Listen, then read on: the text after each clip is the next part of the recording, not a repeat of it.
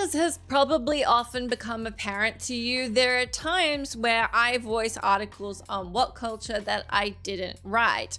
Now, this is one of those specific circumstances, and I very rarely bring it up. I'm going to bring it up here because we're talking about the best RPGs of 2024, and the excellent article was written by Ian Taylor, and while I would do my normal thing of just destroying it with a bunch of puns that aren't funny, I want to give credit where credit's due, and also give credit to the dissonance that can happen between two people who love a particular genre and then report back on what the best games of that genre were. Now, luckily, we have the same opinions and the same top slot pick. So hang out with me, see what you reckon and whatever you reckon the top slot is, and tell me what your pick would be. Now, Baldur's Gate 3 dominated last year, as did Cyberpunk, which had an influx of new and old players. Everyone relieved it finally got good. But 2024 brought us a healthy pile of fantastic entries into the genre of epic stories, memorable characters, and the noble art of hitting things until they disgorge more numbers than a drunken calculator.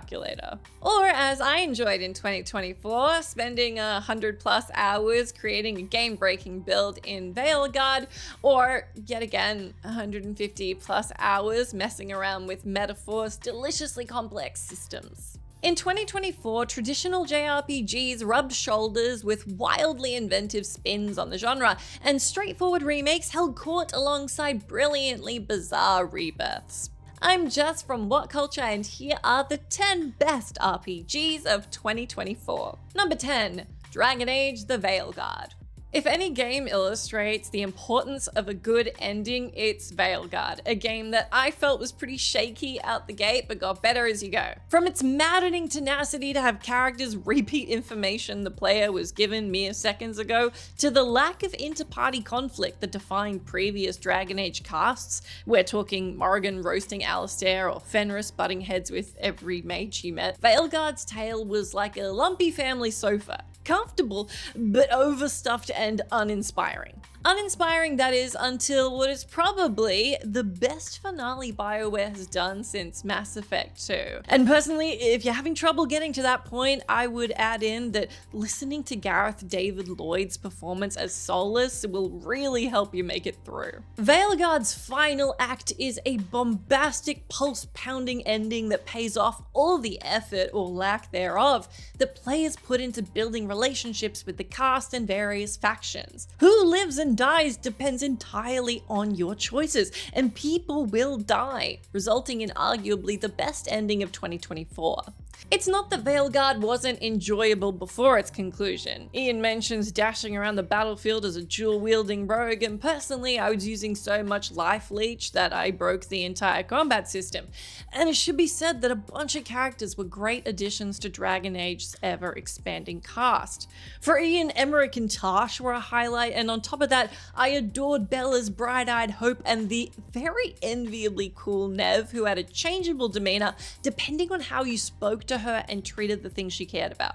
Then there's Lucanus, the roguish assassin with a demon inside him, and gosh, while I really tried not to romance him, and to Emmerich and Nev were right up there, but ultimately the I can fix him drive was too strong. The story becomes enrapturing, plus your companions are delightful and entirely distinct from Dragon Age's existing cast in an impressive and endearing way. But that glorious finale is what pushed Veilguard from an enjoyable game into a memorable one. Number 9, Dragon's Dogma 2. When Dragon's Dogma 2's title screen reads only Dragon's Dogma, it should be a good indication that this is not going to be your typical adventure. By the time the game gets around to adding that elusive 2 to its title, you'll be dozens of hours into one of 2024's most brutal, beguiling, maddening, and thrilling adventures. Dragon's Dogma 2 is an idiosyncratic beast, and one that makes few concessions to the player. Fall foul to its archaic save system, and you can lose hours of progress. Your transport can and will frequently be derailed by random monster attacks, and you can accidentally infect entire villages if you wander in with a poisoned party member. However, those willing to look past the obfuscation, I'm so sorry, I don't think I can say that word, like how I can't spell separate, were rewarded with what was one of 2024's best RPG experiences. Dragon's Dogma 2 gives up none of its secrets readily, whether it's unlocking the full potential of the game's ferociously enjoyable combat or simply discovering a new location. After the years of big budget games that fret over the player like an anxious tour guide, Dogma's willingness to trust the player to figure out its secrets feels strikingly refreshing. Dragon's Dogma 2 may ask a lot of its players, but those who keep the faith will find its rewards are more than equal to its challenges. Number 8. Paper Mario: The Thousand-Year Door. Good news! Nintendo released the best entry into the Paper Mario series in 20 years. Bad news, it is the same game that they made 20 years ago.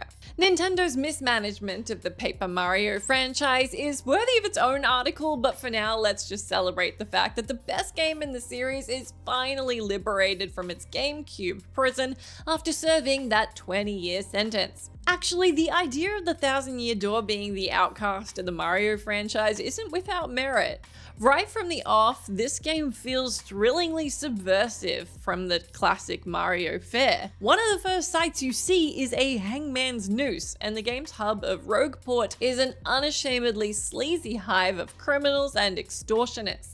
It's a shocking start for a Mario game, and that sense of surprise doesn't let up for what is a refreshingly brisk 20-hour game. From dancing with your own hologram to briefly engaging in a career as a professional wrestler, Thousand-Year Door is bristling with the kind of invention that Nintendo usually reserves for the plumber's best platforming escapades. The fact that each caper is backed up by a series-peaking cast of characters and the best combat system of any Paper Mario game is simply the file in this delightfully constructed prison cake. Number 7. Persona 3 Reload. Yes, Persona 3 Reload wasn't exactly the entire Persona 3 package in that it's missing the female protagonist and the 30-hour DLC that the original game had, but Reload is still the best Persona 3 experience you can have, and it is absolutely unmissable.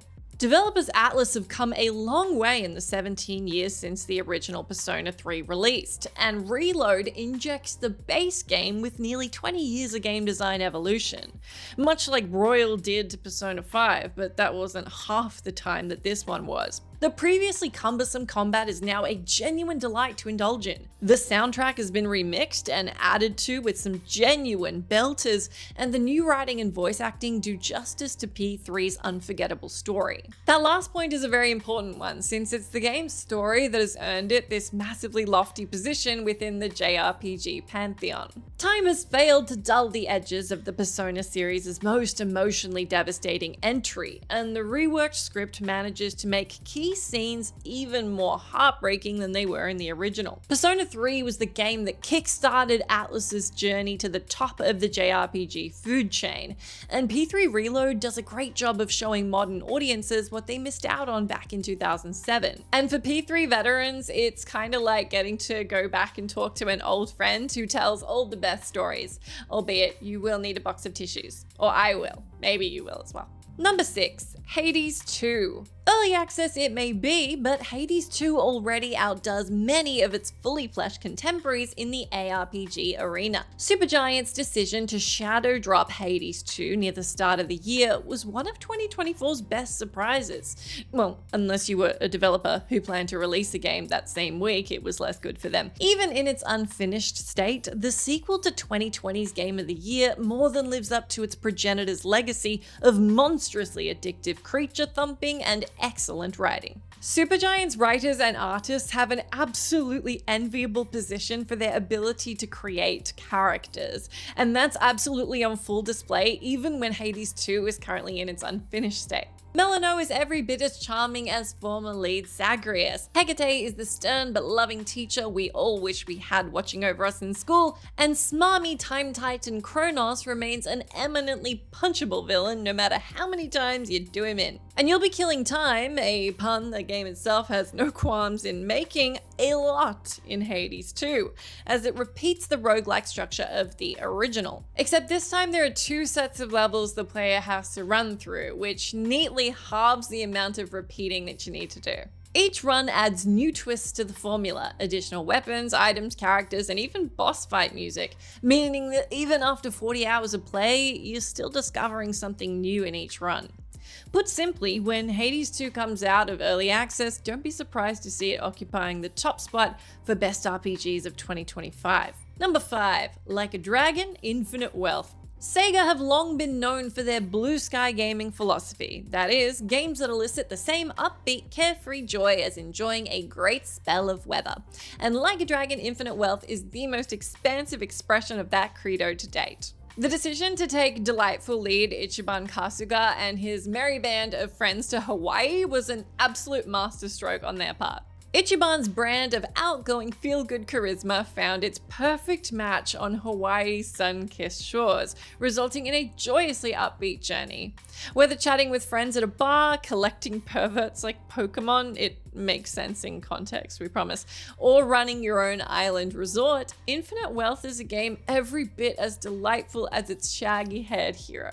Fighting feels a lot less woolly this time around, as you have greater control over your allies and the number of redundant abilities has been cut down, while the overall spectacle has improved. How many other games let you use a vacuum to literally suck up your enemies' buffs, or break the turn-based combat system and turn it into a real-time brawler? Oh, and the cherry on top is that there's another almost entirely separate campaign for you to chew through as the series' original beloved protagonist. So it's sort of just adding good thing on good thing on good thing. It's like the cherry on the cherry.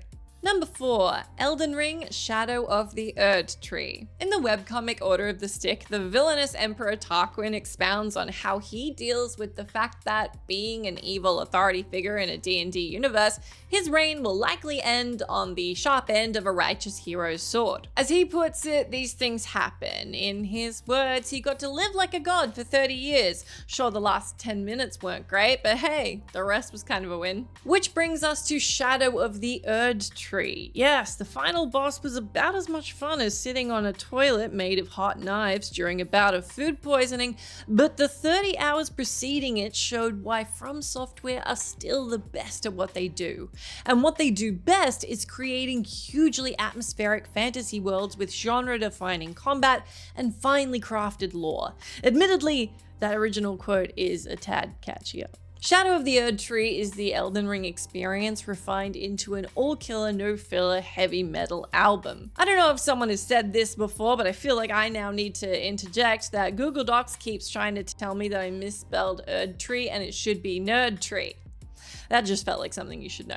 While the base game had its peaks and valleys, hello Lake of Rot, Erdtree's dizzying blend of gothic fortresses, haunted forests, and volcanic hellscapes provided some of 2024's most thrilling exploration, as well as its most satisfying battles. Farewell, Messmer, you snake-headed sod, you were worth the 2-year wait to fight. Expansion pack though it may be, Shadow of the Erdtree absolutely deserves to be on this GOTY for RPGs list, and the upcoming expansion Night Rain certainly has very big shoes to fill. Number 3, Unicorn Overlord. 13 Sentinels, developer Vanillaware's previous effort, may have had one of the greatest stories ever committed to video games, but its RTS sections quickly devolved into spam interceptors to win. So when Unicorn Overlord was announced, it was hard to not be concerned about whether Vanillaware could make a great or even good strategy game. Luckily, those worries turned out to be completely groundless, as this particular game is one of the greatest SRPGs of last year, and maybe entries in the genre at all. The groundbreaking decision to have battles fought between groups of soldiers, as opposed to the genre's more traditional one-on-one battles, opens up a dizzying array of combinations for even the most jaded stat head. Not to mention the astonishing amount of granular detail in the game, from juggling equipment to buffing your troops with a home-cooked meal. Yet Unicorn Overlord never becomes overwhelming. Hell, if you want, you can just automatically optimize your party's equipment and tactics ahead of time and just enjoy the story. Personally, I would like to automate the story and spend all my time in tactics and equipment, but that is because I am crazy. Overlord doesn't care how you play, just that you have fun while doing it, and that generous spirit is suffused throughout the entire experience. The result is Vanillaware's best game yet. Number 2, Final Fantasy VII Rebirth. Bloated, overlong, overstuffed, unwieldy, ridiculous, inexplicably ugly, downright baffling. Yes, these words and more are the perfect way to describe this opening sentence. Those were Ian's words, not mine, not my insult. Said sentence, by astonishing coincidence, also happens to describe Final Fantasy VII Rebirth, so that's very lucky. But also, while it's very difficult to love, you can't help but love it all the same. Yes, Rebirth is far too long and padded with dull collectathon side quests, but by God, it has heart. When looking back on the game, it's not the time spent climbing up towers like a Ubisoft protagonist that sticks in the memory, but the lovable weirdness that permeates the game and gives it an identity unlike anything else released this year. What other game would transform your characters into tabletop miniatures to engage in turn-based skirmishes with an interdimensional samurai? Or have your party members straight up call you an asshole for honoring the time-honored JRPG tradition of rooting through other people's cupboards and wardrobes? And as a cherry on top of this surrealist pudding, this game is blessed with the best real-time strategy combat of any Final Fantasy game. A welcome evolution of remake systems, Rebirth is an utter joy to control on the battlefield. Square Enix did a great job crafting the game's 7 unique fighters, to the point where each one feels like a more fully fledged combatant than Final Fantasy XVI's sole protagonist. Despite its flaws, Rebirth is a strong step back towards the light after the disappointment of Final Fantasy XVI, and a welcome show of strength for the struggling Final Fantasy franchise. Number 1. Metaphor ReFantazio. Metaphor ReFantazio, Ian and Jessica's favorite RPG of last year, is the proud owner of many of gaming's bests. To name a few, the best Esperanto rap track, the best Liverpudlian likely lads, the best villain you flip between wanting to fight and fuck. But let's go through those superlatives one by one. First up, the aforementioned Esperanto battle rap, which I can't stop singing when I play the game, exemplifies Metaphor's unique sense of style, a stylishness that permeates every aspect of the game, from the iconic character designs to the game's thumping soundtrack. Ian's personal favorite is the Gauntlet Runner theme, probably the best steampunk track ever made. Now, the Liverpudlians, I hope I'm saying that right, I'm Australian, they're a pair of dog-eared, lovable rogues whose journey marks one of the game's many emotional high points. I love these characters. Basilio is an all-timer. But there are only 2 players in what is a wonderful cast of new Atlas characters, and boy do they know how to write characters.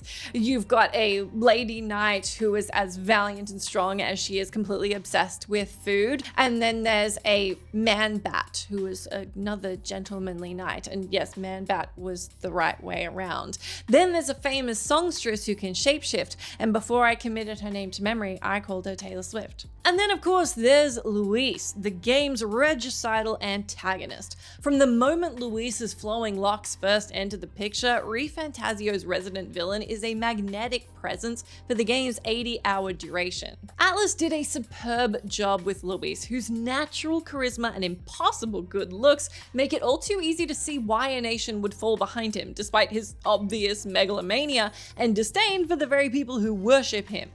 There are other bests that haven't been mentioned, best turn-based combat, best political narrative, best Jessica loved this game, but there's only one that truly matters. Metaphor ReFantazio is the best RPG of 2024.